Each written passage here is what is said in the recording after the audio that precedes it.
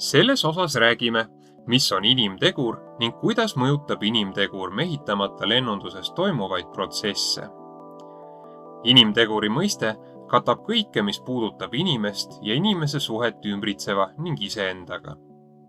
Lennunduse kontekstis käsitletakse inimteguri puhul näiteks inimeste omavahelist suhtlust, psühholoogiat, töökultuuri, lennunduses kehtivaid tavasid, füsioloogiat ning viise, kuidas ära tunda ning elimineerida erinevaid riske.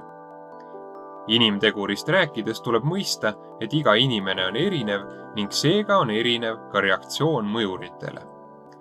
Tervelt 70% lennunduses juhtuvatest õnnetustest ning intsidentidest tulenevad just inimtegurist. Kuigi aastate lõikes on inimtegurist tulenevate vigade hulk märkimisväärselt vähenenud, on sellest tulenevad vead siiski õnnetuste ja intsidentide puhul esirinnas. Inimese olemust, otsuseid ja käitumist mõjutavad väga paljud tegurid. Tervis, eelnev kogemus, keskkond, emotsioonid, meelsus, heaolu ning isiksus on ainult osa faktoritest, mis igapäevaselt inimest ja tema otsuseid mõjutavad. Kuigi esmapilgul võib jääda mulje, et droonid, mis lendavad ilma pardal oleva piloodita, on inimtegurist tingitud ohtudest eemal, mängib inimtegur tegelikult lennuülesande ohutul sooritamisel suurt rolli. Emotsioonid, vaimne ja füüsiline tervis, inimese võimed, keskkond ning inimese ja masina vahelised suhted on olulised tegurid, mille koosmõju tuleb jälgida. Inimene kasutab maailma mõistmiseks erinevaid meeli, mis mängivad olulist rolli taju loomisel. Meeleelundid annavad inimesele võimaluse hinnata ümbritsevat keskkonda ning luua sellest kujutus. Inimesel on 5 põhilist meelt: nägemine, kuulmine, kompimine, haistmine ja maitsmine.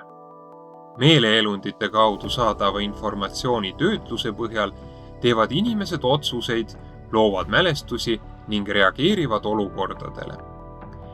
Inimese meeltest loetakse kõige olulisemateks nägemist ja kuulmist, sest nende 2 meele koosmõju moodustab ligi 90% saadavast informatsioonist. Näiteks mehitamata õhusõidukeid lennutades kasutame drooni asukoha jälgimiseks põhiliselt nägemismeelt. Sellele lisaks saame kuulmise abil paremini hinnata drooni kõrgust, kaugust ja liikumist. Taju on inimese mõtete ja erinevatelt meeleelunditelt saadavate infokildude omavaheline seostamine ning järelduste tegemine. Taju tekkimise protsessi esimene osa on meeleelunditelt saadava informatsiooni vastuvõtmine. Seejärel muudetakse saadav informatsioon signaaliks, mis liigub ajusse. Ajus töödeldakse informatsiooni ning sellele lisatakse eelnev kogemus, arvamused, mõtted, seosed ja mälestused. Informatsiooni läbitöötamise tulemusel kujuneb välja taju. Taju võib olla petlik. Olukorda, kus meelte abil loodud ettekujutus ümbritsevast ei ühti reaalsusega, nimetatakse illusiooniks. Lennuoperatsioonide läbiviimisel tekkivad illusioonid võivad saada ohuks nii piloodi kui kolmandate osapoolte turvalisusele. Lennu käigus enim tekkivad illusioonid on seotud lennuvahendi asendiga. Sageli on illusioonid tingitud sellest, et mehitamata õhusõiduki asend muutub liiga aeglaselt, et inimene seda tajuks. Tekkinud olukord on ohtlik, sest ettekujutus asukohast ei kattu enam reaalsusega ning õhusõiduk ei jälgi soovitud trajektoori. Lisaks võivad õhusõidukit juhtivat inimest segadusse ajada ka erinevad optilised illusioonid ning kõrguse, kauguse ning objektide suurusega seotud olevad aspektid. Sellest johtuvalt tuleks lennuülesande täitmisel üldjuhul usaldada drooni asendit, asukohta, kiirust ja kõrgust ilmestavaid näidikuid ning hoiduda kõhutunde abil otsuste tegemisest, sest illusioonid võivad suurel määral mõjutada inimest ja viia valede otsusteni. Inimesega seotud faktorite visualiseerimiseks ja analüüsimiseks on loodud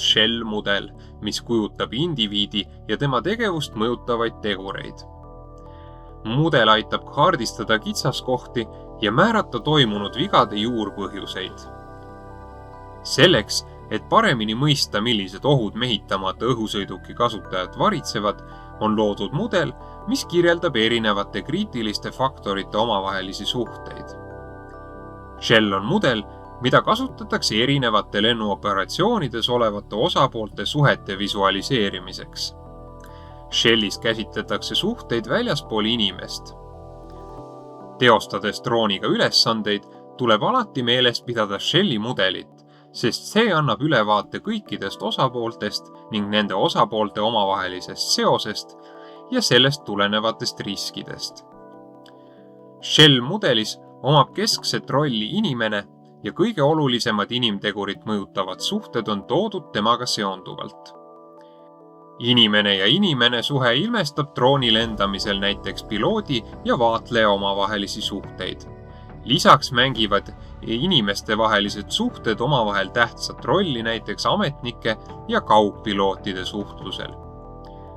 Inimene ja riistvara suhe on drooni lennutamisel peamiselt inimese ja lennuvahendi enda omavaheline suhe. Selle alla käib näiteks see, kui hästi tuntakse vahendit, millega lennatakse, selle iseärasusi ning kas tunnetatakse drooni gabariite. Inimene ja tarkvara suhe on suhe droonis toimiva süsteemi ja inimese vahel. Kui hästi inimene mõistab tarkvara, mis talle kuvatakse, kui kasutajasõbralikud on opereerimisel kasutatavad rakendused ja kaardid, mida inimene lennul kasutab. Inimene keskkondsuhe tähendab väliseid tegureid, mis mõjutavad operatsioonilist tegevust. Vahetud mõjurid on näiteks ilm ja töökeskkond, mis mõjutavad lennu ettevalmistamist ja selle sooritamist. Suuremas mastaabis kuuluvad keskkondliku faktori alla ka regulatsioonid ja seadused, näiteks millised on õhuruumi piirangud. Lennuohutuse tagamiseks on oluline ka mõiste Dirty Dozen ehk 12 põhilist lennuohutust mõjutavat riskifaktorit ning viisid, kuidas neid maandada. Nendeks on puudulik kommunikatsioon, enesega rahulolu ja kindlustunne, teadmiste ja oskuste puudumine, segajad ja tähelepanu hajumine, meeskonna koostöö puudumine, väsimus, ressursside puudus, väline surve, vähene enese kehtestamine, stress, puudulik situatsiooni teadlikkus, töökultuur ja sotsiaalsed normid.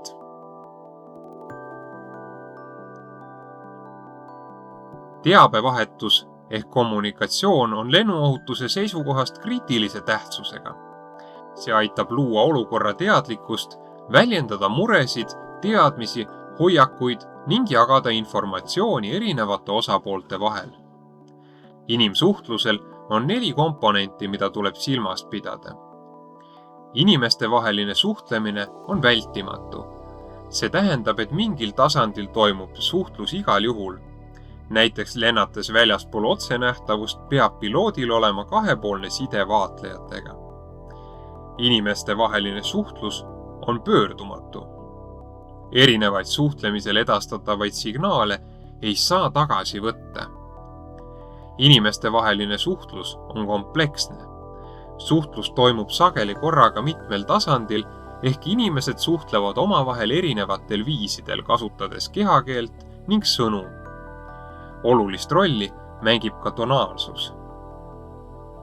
Inimestevaheline suhtlus on kontekstipõhine.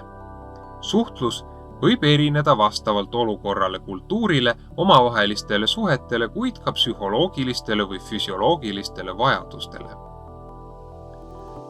Selleks, et suhtlus ja info edastamine oleks võimalikult ladus, tuleks lähtuda järgmistest soovitustest. Räägi selge häälega ning hoidu mitmeti mõistetava teabe andmisest. Informatsiooni edastades rõhuta olulisi aspekte ning too need välja nii suhtluse alguses kui lõpus. Kasuta protseduurides ette nähtud kontrollkaarte, hoia sõnumid lakoonilised ning suhtlus professionaalne. Informatsiooni edastamise lõppemisel veendu, et teine osapool sai informatsiooni kätte. Hoia lugupidavat maneeri. Suhtlus peab olema aus, konkreetne ning avatud. Avatud suhtlus näeb ette, et julgetakse väljendada ideid, väärtusi ning arvamusi, isegi kui need erinevad teiste omast. Avatud suhtlus aitab minimeerida ohtu vigadele, näiteks kui piloodid on erineva kogemuste pagasiga ja väiksema kogemusega kaugpiloot annab operatsiooni kulgemise kohta konstruktiivset tagasisidet suurema kogemusega kaugpiloodile. See võimaldab minimeerida võimalikke vigu, mida kogenum kaugpiloot võib teha, ning samas annab nooremale piloodile juurde väärtuslikke kogemusi ning teadmisi, kuidas olla efektiivsem ning suurendada oma teadmiste panka kogenud kaugpiloodi õpetuste põhjal.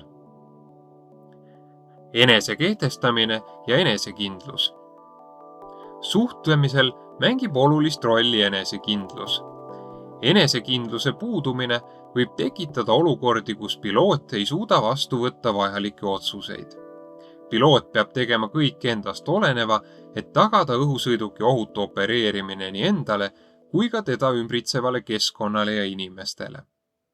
Piloodil peab olema piisavalt oskust ennast kehtestada, et keelduda riskantsest lennust või kindlast tööülesandest ilma, et peaks tundma süütunnet. Lisaks on oluline roll kriitilisel mõtlemisel ning julgusel küsida küsimusi, et tagada ühine ja korrektne olukorra teadlikkus. Kuigi enesekindlus mängib olulist rolli õhusõidukite piloteerimisel, tuleb jälgida, et ei kujuneks välja liigset enesekindlust. Sellel on negatiivne mõju tähelepanule, olukorra teadlikkusele, ohutundele ning lisaks soodustab see riskikäitumist. Liigne enesekindlus võib tabada iga inimest, kuid ohustab enim neid, kes teostavad rutiinseid tegevusi, mille käigus tuginetakse varasemale kogemusele ja vaistule. Selle tulemusel võivad jääda tähelepanuta olulised detailid, sest piloot näeb seda, mida ta tahab või on harjunud nägema. Liigenesekindluse ning sellest tuleneva olukorra teadlikkuse kadumise vältimiseks tuleks vältida lennu käigus ainult kogemusele tuginemist. Oluline on lennuülesande käigus jälgida kontrollkaarti ning pidevalt kontrollida lennumissiooniga seonduvaid detaile. Liigse enesekindluse vältimiseks tasub otsuste tegemistel kaasata teisi meeskonna liikmeid ning olla enesekriitiline. Näiteks kui piloot soovib teha keerukat manöövrit, kuid tiimikaaslasele meenub, et aku tase on madal ning sellest ohutult väljumiseks võib võimsusest puudu jääda. Stress on loomulik osa inimeseks olemisest. Kõik inimesed tajuvad või on tajunud oma elus mingil määral stressi. Inimese sooritusvõime ja stress on üksteisest sõltuvad. Stressi liigitatakse erinevatel alustel. Näiteks vastavalt selle mõjule inimese produktiivsusele, stressi pikkusele või ka stressorile. Lennunduses jaotatakse stressi mõju tugevuse alusel üldjuhul 4: alakoormus, mõõdukas koormus, ülekoormus ning läbipõlemine. Alakoormuse korral tegeleb inimene ülesannete või tegevustega, mille puhul on nõudmised erakordselt väikesed või puuduvad täielikult. Selliseks ülesandeks võib olla näiteks täielikult automatiseeritud droonilennuprotsessi kõrvalt jälgimine, näiteks täisautomatiseeritud lennu jälgimine ilusa ilmaga. Mõõdukas stress omab inimese sooritusvõimele ja tähelepanule positiivset mõju. Mõõdukas stress võimaldab maksimeerida produktiivsust ja vältida liigsest enesekindlusest tulenevaid vigu ja tähelepanematust.